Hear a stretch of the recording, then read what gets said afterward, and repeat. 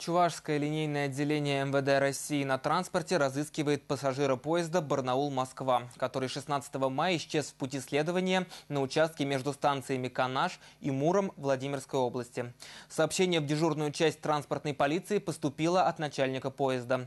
Сотрудники линейного отделения полиции на станции Канаш проверили территорию по пути следования состава. Мужчина до сих пор не найден. Транспортная полиция просит оказать помощь в поиске Тищенко Юрия Владимировича, 1985 года рождения, проживающего в Алтайском крае, Родинском районе, селе Кочки.